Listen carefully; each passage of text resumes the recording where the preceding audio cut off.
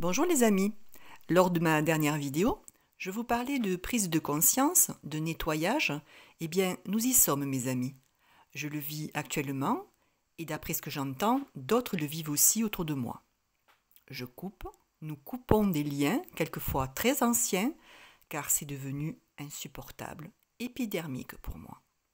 C'est ça la conséquence de la pleine lune du 13 juillet, lune Pluton face à Soleil-Mercure. Mais toutefois, c'est vécu comme une libération, une forme de légèreté s'installe en nous, malgré une certaine déstabilisation, et ceci grâce au trigone Uranus-Lune. C'est un départ sans retour. Ne soyez pas triste de fermer des portes, accueillez la joie d'ouvrir de nouvelles portes. Avant de commencer, je me présente, je suis Gabrielle, astrologue, cartomancienne et numérologue. Bienvenue aux nouveaux abonnés qui découvrent ma chaîne. Elle a besoin de vous pour vivre. Je vous invite donc à partager les vidéos, à vous abonner et à cliquer sur le pouce en l'air si vous aimez mes analyses. Merci, merci, infiniment merci. La nouvelle lune du 28 juillet 2022 aura lieu à 17h55 heure de Greenwich.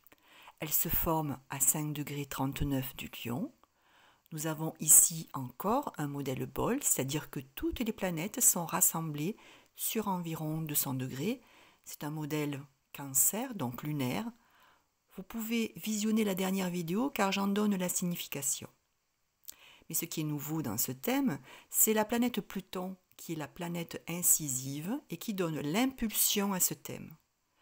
Ce n'est pas nouveau, Pluton en Capricorne depuis 2008 nous pousse à transformer en profondeur, à modifier toute forme de pouvoir secret ou conscient que certains subissent depuis longtemps.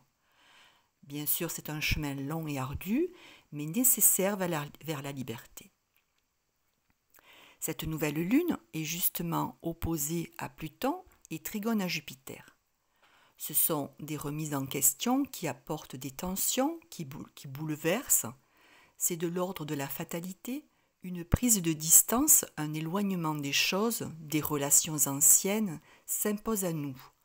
On voit les autres différemment et en négatif. Notre environnement, nous le voyons pesant, lourd. Il y a réellement une mise en lumière qui nous pousse à ces remises en question, à briser des liens.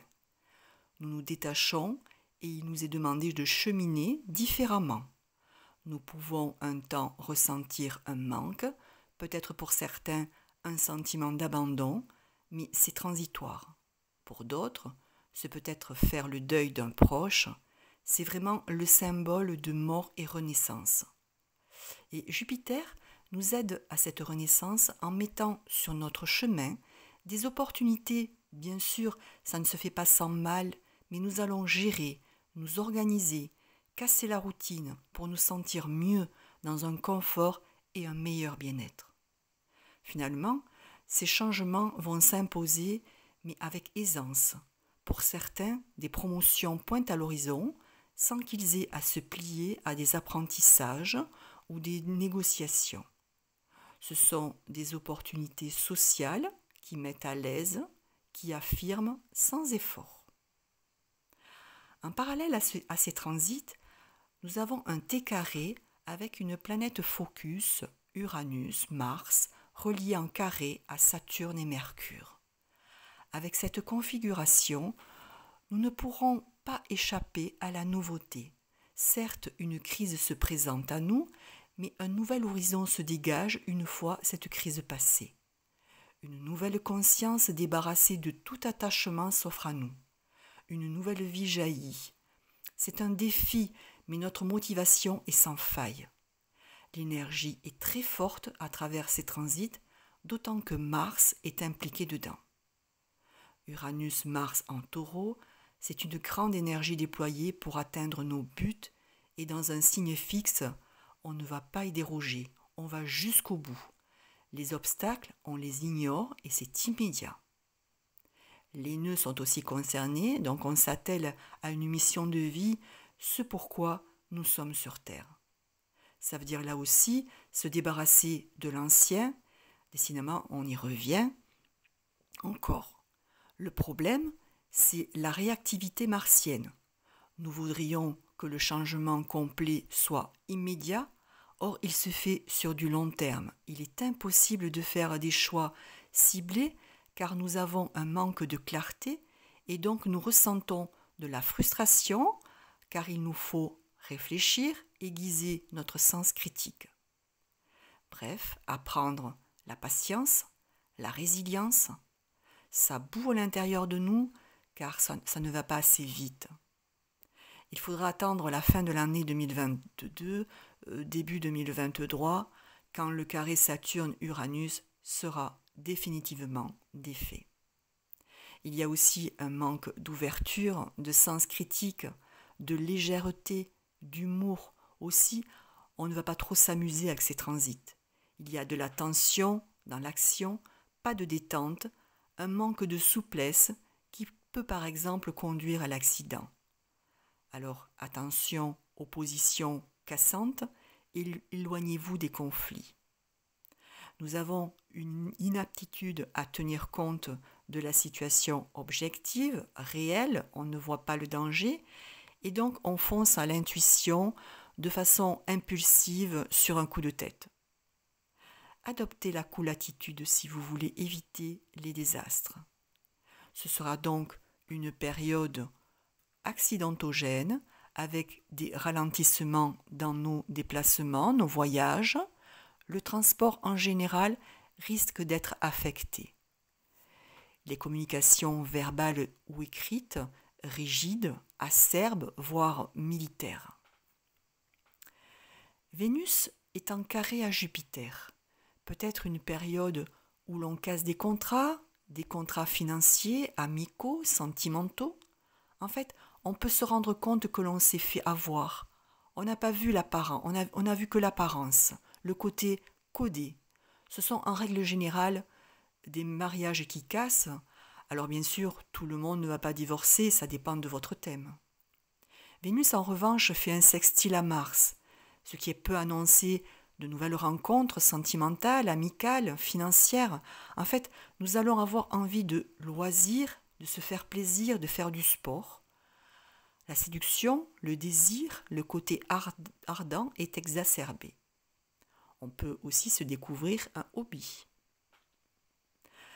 En conclusion, un mois lunaire qui va nous permettre de tourner le dos, de nous éloigner des situations, des relations où règne fausseté, jalousie et manipulation que nous percevons comme une trahison. Les débats, les discussions sont houleux, mais la séparation est inévitable. La guérison passe par un changement radical qui peut momentanément engendrer une confusion mentale, mais qui est nécessaire. C'est l'image du sphinx qui renaît de ses cendres.